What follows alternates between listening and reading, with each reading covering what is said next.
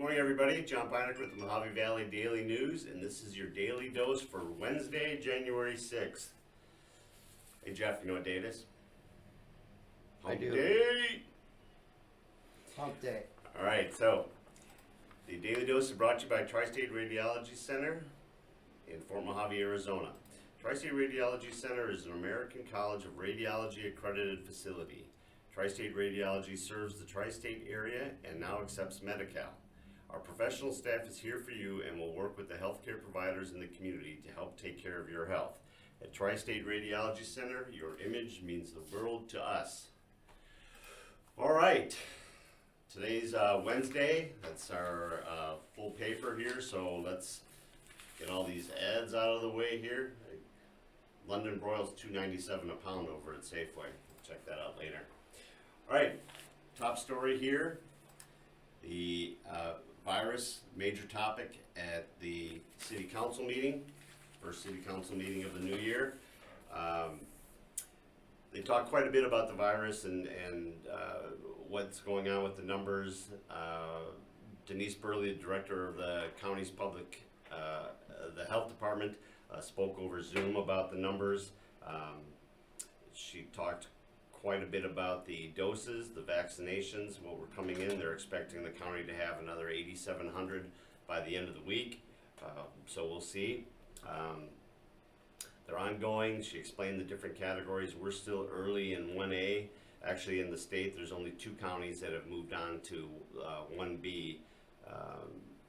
So she talked quite a bit about that. Late in the meeting, Dr. Ziri, one of our new council members, asked the mayor to do an executive order for a mask mandate. The mayor said that that's not appropriate, that it's something that's more of a needs to be handled by the council. He did it as an executive order back in, I believe it was earlier in the fall, just as a way to get it done right away before they could get the city council to get together and have a meeting on it. But the city council council members stopped it, and he didn't think that was appropriate. The other thing, the thing that I think is the bigger news out of the city council meeting is that they renamed the bridge. If you've been here a while, like I have, the bridge that connects Bullhead into Laughlin has always been called the Laughlin Bridge. That's been kind of an informal thing. According to ADOT, it's officially known as B-1847. So City Council voted to ask ADOT and Clark County to rename it the Laughlin Bridge, and that passed unanimously. So naming it after Don Laughlin, who paid $3 million to build the thing back, I think it was 1987 is when it was completed. Yeah. They said yesterday or the other day that they believe roughly 60 million cars have gone over that bridge since then. So congratulations on that. See, here we have James and Sally and baby Riley Grace. They are that's the first child of the new year at WARMC. They had their last names withheld. It's a hospital suggestion, and the U.S. Department of Health and Human Services and the National Center for Missing and Exploited Children have made that recommendation that you don't do that. So congratulations to James and Sally and little baby Riley Grace. California man arrested after high-speed chase. Get my meaty fingers out of the way. So this is just a photo. We have the actual video. Jeff went out and shot the actual video. It's on our YouTube page. You can go in and check it out. But 29-year-old Marion Paul Tilley was pulled over, or attempted to pull him over after he was swerving down near the airport on Highway 95. A chase ensued. The police department eventually pulled off of it because the speeds were reaching such a high speed. He ended up trying to make a turn at the Baseline Road, where the highway curves and Baseline turns off to the right. He was going too fast, didn't make it, crashed. He took off on foot and went and hid in a shed. They, of course, found him his passenger had to be flight for life to Las Vegas. It was a pretty nasty crash. He's facing a pile of charges: unlawful flight from pursuing law enforcement vehicle, reckless driving, endangerment, criminal damage, failure to remain on the scene of a serious injury accident, driving on a revoked license, aggravated DUI, and misconduct involving weapons. So it's going to be a bad start to the new year for Mr. Tilley. We have a photo here, speaking of Jeff, we have a photo here of a fire yesterday afternoon. It's on Sandy Beach. You see down in the corner is the QR code. Over here, right there. You can scan that and go check the video on that. It was no injuries, no information on why it started or how it started, but you can go check it out. On our sports section, we have a couple photos here of some of the area teams getting ready. You see down here we have the girls basketball team getting ready, and up here is the boys wrestling team. Both of them are from Mohave. They won't have any competitions yet for a while, but I think January 19th is the day that they're looking at for that. All right, let's see what else we got. Wednesday is the day for our Laughlin, Nevada Times. The big story here, Feed a Family hits another holiday home run. We had Sean Hammond on here a few weeks ago and talked about the Feed a Family program. It's something that they've been doing for quite some time. This year, for the second year, they had the Edgewater Casino in it. They were able to, last year they were able to provide families food boxes for 2,500 people, 2,500 holiday food boxes. He does 1,000 at Thanksgiving and another 1,500 at Christmas. With COVID, he was really hoping that he'd be able to get to that number again, and they were. So congratulations, Sean, and your staff, and the staff at the Edgewater. So nice work. Inside, we got some news here on the Georgia Senate race from yesterday. As of this morning, so there was 2 Democrats running against 2 Republicans for 2 seats. In order for the Republicans to keep the Senate, they needed to get one of those 2 wins.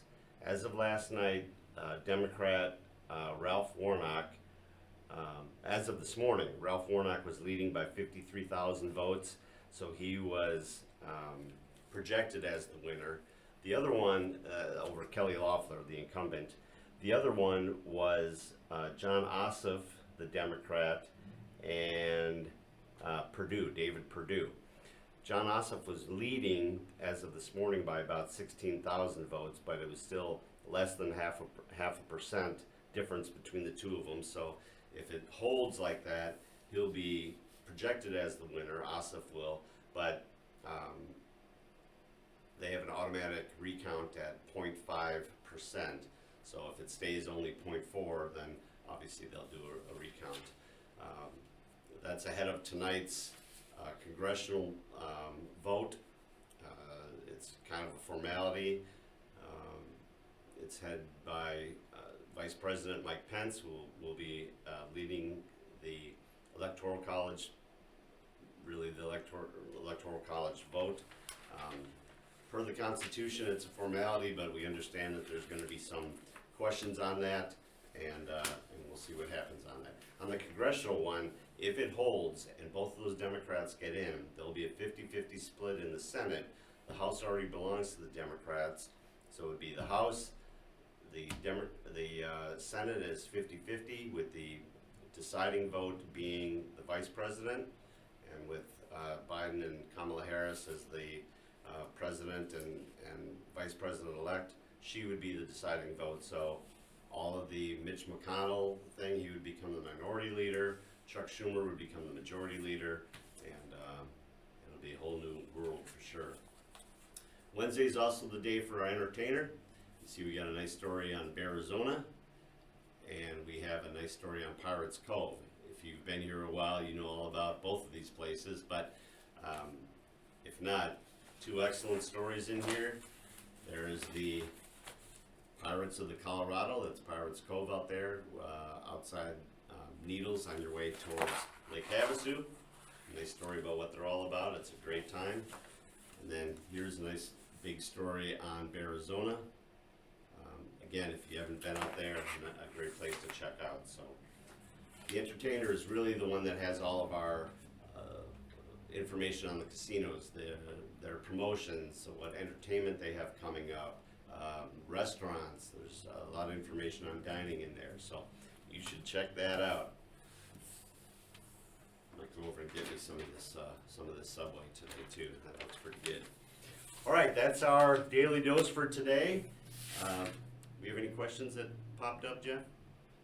No? Not yet. All right, if you have questions on any of the stories that we're doing while we're doing it, because we're doing it live, we'll try and answer your questions on the air while we're going through this. So, all right, Daily Dose is brought to you by the Tri-State Radiology Center. The Tri-State Radiology Center offers same or next day appointments, and they accept most insurances, including Medi-Cal. They have a wide open MRI and offer digital x-rays with your reports ready in 24 hours. Call them today for an appointment at 928-460-7226. Just a reminder, the Daily Dose, our Valley Voices, our Athlete of the Week, Athlete of the Month, Educator of the Month, all of those videos that we do are available to stream on Spotify, on the Anchor app, on Apple Podcasts, Google Podcasts, and more. Please remember to subscribe to all of our channels, our YouTube channel, add us on Facebook, we have an Instagram, we have a Twitter. Check them all out. We put a lot of information out throughout the day. So thank you everybody for tuning in. Thanks Jeff for your help, and we will hopefully see you here tomorrow. Have a great Wednesday, everyone.